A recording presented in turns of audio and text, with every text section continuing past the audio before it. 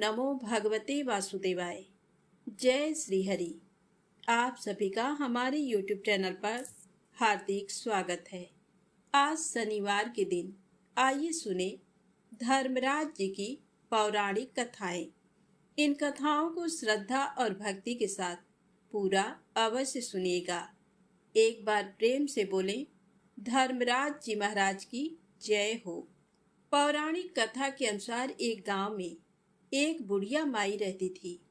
वह बहुत व्रत पूजन करती थी।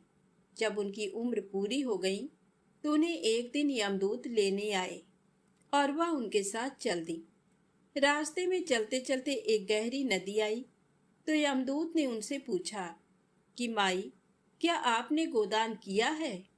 तब बुढ़िया माई ने तुरंत पूरी श्रद्धा से गौ माता का ध्यान किया तो गाय उनके समक्ष आ गई। फिर बुढ़िया माई उस गाय की पूंछ पकड़कर नदी आसानी से पार कर गई। कुछ देर बाद उनके रास्ते में काले कुत्ते आ गए। तब यमदूत ने कहा कि माई, क्या कुत्तों को खाना दिया था? बुढ़िया माई ने फिर कुत्तों का ध्यान किया तो वे रास्ते से चले गए। बुढ़िया माई फिर से आगे बढ़ने लगी। तब उनके रास्ते में कौवे आ गए और उन्होंने उनके सिर में चोंच मारनी शुरू कर दी। तो यमदूत बोले कि बुढ़िया माई, किसी ब्राह्मण की बेटी के सिर में तेल लगाया था या नहीं? तब बुढ़िया माई ने फिर ब्राह्मण की बेटी का ध्यान किया तो कौवे वापस चले गए। कुछ आगे बढ़ने पर बुढ़िया माई के पैर में कांटे चुभने शुरू हो गए। तब यमदूत बोले कि बुढ़िया माई, खड़ाओं का दान किया है या नहीं? तब बुढ़िया माई ने उनका ध्यान किया तो खड़ाऊ उनके पैरों में आ गई। बुढ़िया माई फिर आगे बढ़ी। फिर चित्रगुप्त जी ने यमराज से कहा कि आप यहाँ किसे लेकर आए हो? तब यमराज जी बोले कि बुढ़िया माई ने दान पुण्य तो बहुत किए हैं, लेकिन उन्होंने अपने जीवन में धर्मराज जी के लिए कुछ नहीं किया, इसलिए आगे के द्वार इनके लिए बंद हैं। धर्मराज जी की सारी बात सुनने के बाद बुढ़िया माई बोली कि आप मुझे सिर्फ 7 दिन के लिए धरती पर वापस भेज दें। मैं पूरी श्रद्धा से धर्मराज जी का व्रत और उद्यापन करके वापस यहाँ लौट आऊंगी। यमराज ने उन्हें धरती पर वापस भेज दिया। बुढ़िया माई अपने गांव आ गई और गांव वालों ने उन्हें भूतनी समझकर अपने घर के दरवाजे बंद कर दिए। वह जब अपने घर गईं तो उनके बहू बेटे ने भी डर के मारे दरवाजे बंद कर दिए। तब बुढ़िया माई ने कहा कि मैं भूतनी नहीं हूँ, मैं तो धर्मराज जी की आज्ञा से सिर्फ 7 दिन के लिए धरती पर वापस आई हूँ। इन 7 दिनों में मैं धर्मराज जी का व्रत और उद्यापन करूंगी, जिससे मेरे लिए परलोक के रास्ते खुल जाएंगे। बुढ़िया माई की बातें सुनकर बहू बेटे उनके लिए पूजा की सामग्री ले आई, लेकिन जब बुढ़िया माई कहानी कहती हैं तब वह हुंकारा नहीं भरते, जिससे बुढ़िया माई बाद में अपनी पड़ोसन को कहानी सुनाती हैं और वह हुंकारा भरती हैं। इस तरह से 7 दिन धर्मराज जी की विधि विधान से व्रत पूजा और उद्यापन करने के बाद धर्मराज जी बुढ़िया को लेने के लिए विमान भेजते हैं। स्वर्ग से आए विमान को देख उसके बहू बेटों के साथ सारे गांव वाले भी स्वर्ग जाने को तैयार हो गए। तब बुढ़िया माई ने कहा कि तुम कहाँ तैयार हो रहे हो? मेरी कहानी तो सिर्फ मेरी पड़ोसन ने सुनी है, इसलिए वही मेरे साथ जाएगी। तब सारे गांव वाले बुढ़िया माई से धर्मराज जी की कहानी सुनाने का आग्रह करने लगे। तब बुढ़िया माई ने उन्हें भी कहानी सुना दिया। कहानी सुनने के बाद गांव के सभी लोग विमान में बैठकर स्वर्ग जाते हैं। तो धर्मराज जी कहते हैं, मैंने तो विमान केवल बुढ़िया माई को लाने के लिए भेजा था। तब बुढ़िया माई ने कहा कि हे धर्मराज जी, मैंने अपने जीवन में जो भी पुण्य किए हैं उसमें से आधा भाग मैं अपने गांव वालों को देना चाहती हूँ। इस तरह से धर्मराज जी ने ग्रामवासियों को भी स्वर्ग में जाने दिया। हे धर्मराज जी महाराज, धर्मराज जी की कहानी कहते सुनते हुंकारा भरने वाले सभी को स्वर्ग में वास देना और सभी की मनोकामना पूरी करना। तो प्रेम से बोले, धर्मराज जी की जय हो। अब आइए सुनते हैं धर्मराज जी की दूसरी कहानी। किसी गांव में एक महिला रहती थी जिसका नाम था पोपा बाई। वह भगवान विष्णु की सच्ची भक्त थी और उनकी पूजा और सेवा पूरे नियम और प्रेम भाव से करती थी। उन्होंने अपना सारा जीवन भगवान विष्णु को ही समर्पित कर रखा था। उनके माता पिता का तो बचपन में ही देहांत हो गया था। एक बड़ा भाई था, भाई का भी विवाह हो गया। वह दिन रात पोपा बाई की शादी के चिंता में लगा रहता। जब भी कोई रिश्ता आता तो पोपा बाई मना कर देती। उनके भाई को लगा कि ये सब उनके पूजा पाठ की वजह से हो रहा है। एक दिन भाई ने कहा, तुम अब किसी भी प्रकार का पूजा पाठ नहीं करोगी। ये सुनकर पोपा बाई को बहुत दुख हुआ। वह कहने लगी, मेरा तो जीवन ही भगवान को समर्पित है। मैं तो केवल भगवान की पूजा ही करना चाहती हूँ। मैं कभी विवाह नहीं करूँगी। एक काम करो, मेरी झोपड़ी गांव से बाहर बनवा दो। अब मैं यहाँ घर में नहीं रहूँगी। गांव के सभी लोगों से कह देना कि अपनी गाय और बछड़े मेरे यहाँ घास चरने भेज दिया करें। मैं पूरा दिन उनका ध्यान रखूँगी और अपने घर का बचा खुचा खाना मुझे दे देंगे। भाई ने समझाने की बहुत कोशिश की, पर पोपा बाई नहीं मानी। अकेली गांव से बाहर एक झोपड़ी बनाकर रहने लगी। ज्यादा से ज्यादा समय भगवान की सेवा और पूजा करती। एक दिन की बात है, उस नगर का राजा शिकार खेलने के लिए जंगल जा रहा था। उसने रास्ते में झोपड़ी देखी तो सोचने लगा, यहाँ कौन रहता है। उसे बहुत प्यास लगी थी। उसने सोचा यहीं पर रुककर पानी पी लेता हूँ। झोपड़ी के पास गया और उसने आवाज़ लगाई, क्या झोपड़ी में कोई है?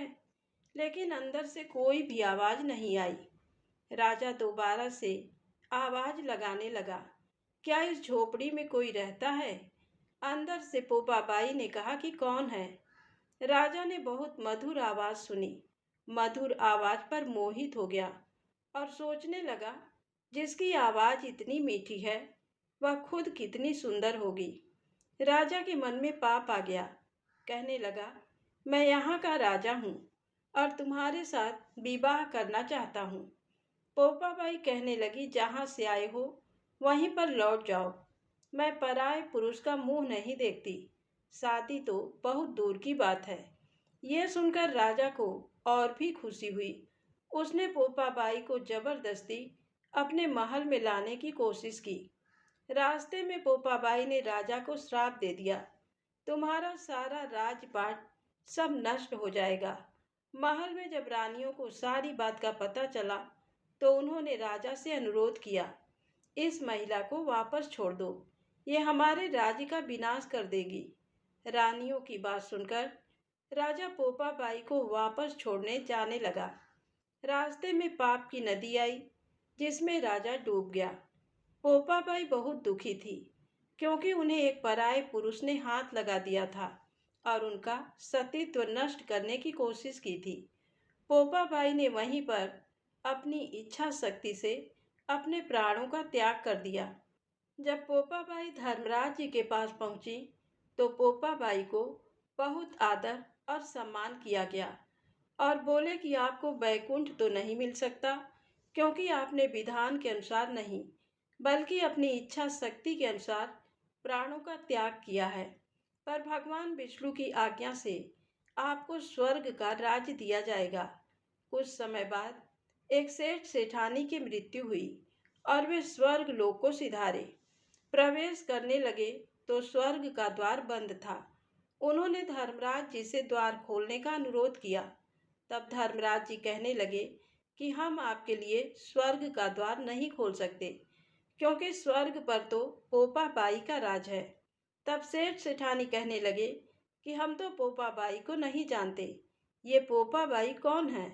तब धर्मराज जी ने कहा कि 7 दिन के लिए मृत्यु लोक में जाओ, 8 खोपरा में राई भरकर 5 कपड़ा ऊपर रखकर पोपा बाई की कहानी सुनो और उद्यापन करो और कहो, राज पोपा बाई का लेखा लेगी राई राई का। इस तरह कहकर कहानी सुनकर जब तुम आओगे तब तुम्हारे लिए स्वर्ग के द्वार खुल जाएंगे। सेठ सेठानी 7 दिन के लिए मृत्यु लोक में आ गए।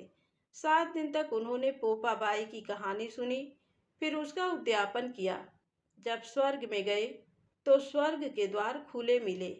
बोलिए पोपाबाई की जय हो, विष्णु भगवान की जय हो। अब आइए सुने दूसरी पौराणिक कथा, अपने कर्मों का फल।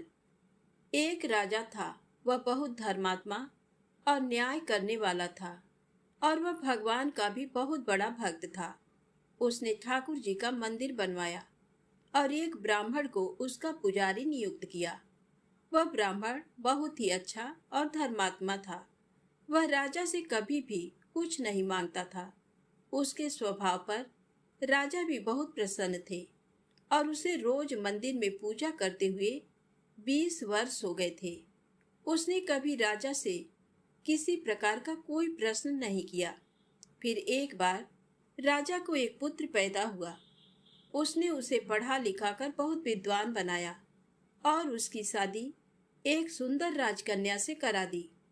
शादी की रात को राजकन्या को नींद नहीं आई और वह इधर उधर घूमने लगी। जब वह अपने पति के पलंग के पास आई तो उसने देखा कि हीरे जवाहरात से जड़ी एक तलवार वहां रखी है। उसने उस तलवार को म्यान से बाहर निकाला तो वह तलवार बिजली के समान चमकने लगी। ये देखकर वह डर गई और डर के मारे वह तलवार उसकी हाथ से छूटकर राजकुमार की गर्दन पर जा गिरी और राजकुमार का सर कट गया और वह मर गया। वही राजकन्या अपने पति के मरने से बहुत दुखी हुई और वह ये सोचकर बहुत डर गई थी कि अगर मैं सबको सच बताऊंगी तो कोई भी मेरी बात पर विश्वास नहीं करेगा। सुबह होते ही राजकन्या विलाप करने लगी और कहने लगी कि मेरे पति को कोई मार गया। लोग इकट्ठा हो गए और राजा भी आ गए। राजा ने आकर पूछा किसने मारा। वह कहने लगी मैं नहीं जानती वह कौन था, परंतु उसे मैंने ठाकुर जी के मंदिर में जाते हुए देखा है। राजा समेत सभी लोग ठाकुर जी के मंदिर में गए तो उन्होंने ब्राह्मण को वहां पूजा करते हुए देखा। सभी ने उसे पकड़ लिया। ब्राह्मण ने बहुत कहा कि मैंने राजकुमार को नहीं मारा, पर किसी ने उसकी बात नहीं मानी। राजा ने भी बार बार सोचा कि ब्राह्मण निर्दोष हो सकता है, लेकिन सभी के कहने पर राजा ने ब्राह्मण से कहा मैं तुम्हें प्राणदंड तो नहीं देता, लेकिन जिस हाथ से तुमने मेरे पुत्र को तलवार से मारा है उस हाथ को काटने का आदेश देता हूँ। ऐसा कहकर राजा ने उसका हाथ कटवा दिया और इस पर ब्राह्मण बहुत दुखी हुआ और राजा को अधर्मी मानकर उसका राज्य छोड़कर चला गया। उसने फिर बहुत खोज की कि कोई विद्वान ज्योतिषी मिले तो अपने बिना किसी अपराध हाथ कटने का कारण उनसे पूछूं। फिर उसे काशी में एक विद्वान ज्योतिष मिले। वह ज्योतिष से मिलने उनके घर गया तो वह ज्योतिष वहां नहीं थे। उनकी पत्नी उनकी आलोचना कर रही थी और उन्हें बहुत भला बुरा कह रही थी। थोड़ी देर में वह ज्योतिषी घर आ गए। उनके घर आने के बाद भी उनकी पत्नी उनका तिरस्कार कर रही थी, पर ज्योतिषी चुप रहे और उन्होंने अपनी स्त्री से कुछ भी नहीं कहा। इसके बाद वह अपनी गद्दी पर जाकर बैठ गए। ब्राह्मण को देखकर ज्योतिषी ने कहा, कहिए ब्राह्मण देवता, आपका कैसे आना हुआ। ब्राह्मण ने कहा, आया तो अपने बारे में कुछ पूछने, लेकिन पहले आप अपना हाल बताइए कि आपकी पत्नी अपनी जुबान से आपका इतना तिरस्कार क्यों करती है। तब ज्योतिषी ने कहा, ये मेरी स्त्री नहीं, मेरा कर्म है। दुनिया में हम जिसे भी देखते हैं, भाई हो, पुत्र, शिष्य, पिता या कोई भी संबंधी, वह सब हमारा अपना ही कर्म है। अपना किया हुआ कोई भी काम, शुभ हो या अशुभ, हमें भोगना ही पड़ता है। इसलिए मैं अपने कर्मों को खुशी से भोग रहा हूँ। ब्राह्मण ने पूछा, आपने ऐसा क्या कर्म किया था। तो ज्योतिषी ने कहा, पूर्व जन्म में मैं एक कौवा था और आज जो मेरी स्त्री है वो एक गधी थी जिसकी पीठ पर एक फोड़ा हो गया था और फोड़े की पीड़ा से वह बहुत दुखी थी।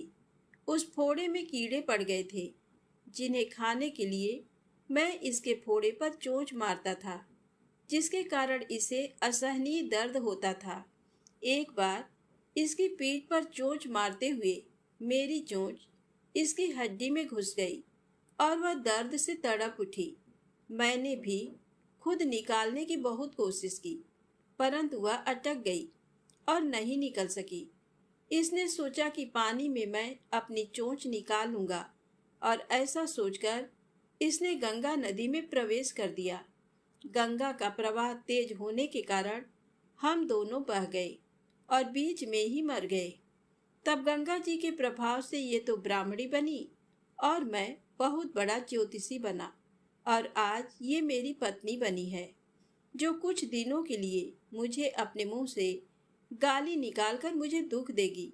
लेकिन मैंने चोट इसे दर्द पहुंचाने के लिए नहीं मारी थी, इसलिए इसकी समझ एक दिन ठीक हो जाएगी और अपने पूर्व कर्मों का फल समझकर मैं इसे सहन कर रहा हूँ और मैं इसलिए ही शांत हूँ और उस दिन की प्रतीक्षा कर रहा हूँ जिस दिन इसका स्वभाव अच्छा हो जाएगा। अब आप कहो कि आप यहाँ किस लिए आए हो। ब्राह्मण ने अपना सारा समाचार सुनाया और पूछा, अधर्मी पापी राजा ने मुझ निरपराध का हाथ क्यों कटवाया। ज्योतिषी ने कहा, राजा ने आपका हाथ नहीं कटवाया, आपकी कर्म ने ही आपका हाथ कटवाया है। इस पर ब्राह्मण ने पूछा, ऐसा किस प्रकार हुआ। तो ज्योतिषी ने कहा, पूर्व जन्म में आप एक तपस्वी थे और राजकन्या गाय थी तथा राजकुमार एक कसाई था।